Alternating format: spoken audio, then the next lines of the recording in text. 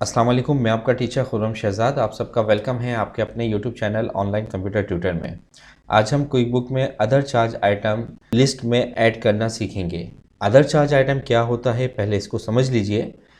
Other charge item हमारा वो item होता है जो कि हम अपने कस्टमर से डिलीवरी चार्जेस की मद में या किसी भी अदर चार्जेस की मद में, कोई अदर फीस है, किसी भी तरह के चार्जेस हैं, वो जब हम रिसीव करते हैं तो उसको अदर चार्जेस में रिकॉर्ड किया जाता है। अदर चार्जेस आइटम को क्विक बुक में किस तरह से रजिस्टर्ड किया जाता है आपको बताता हूं। तो क्विक बुक स्टार्ट करेंगे। होम स्क्रीन पर आइटम्स एंड सर्विसेज पर आपने क्लिक करना है। तो आइटम लिस्ट की एक विंडो ओपन होगी। आइटम लिस्ट ओपन होने के बाद यहीं पर रहते हुए माउस के राइट बटन को क्लिक करें और न्यू के ऑप्शन पर क्लिक कर दें।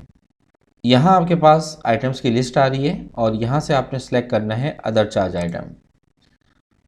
अब अदर चार्ज आइटम जब आपने सेलेक्ट किया तो क्विक बुक आपको खुद भी कह रहा है कि ये हम किस लिए यूज़ करते हैं। यूज़ फॉर लेबर, मटेरियल और part charges such as delivery charges, setup fees and service charges. अब यहाँ पर आप आइटम नेम लिखें डिलीवरी चार्जेस, ठीक है, जो भी आप आइटम का नेम देना चाहते हैं। इसके बाद अमाउंट में आए और यहाँ पे आप लिख दीजिए अपनी प्राइस और टैक्स को यहाँ से ऑफ कर दें। अकाउंट, इनकम अकाउंट सेलेक्ट करें और यहाँ से आप शिपिंग एंड डिलीवरी इनकम पे क्लिक करें और यहाँ से इसको ओके कर दें। तो इस तरीके से आप अदर चार्ज आइटम ऐड कर सकते हैं। तो उम्मीद करता हूँ कि अदर चार्ज आइटम्स ऐड करना और अदर चार्ज आइटम क्या होता है समझ में आ गया होगा।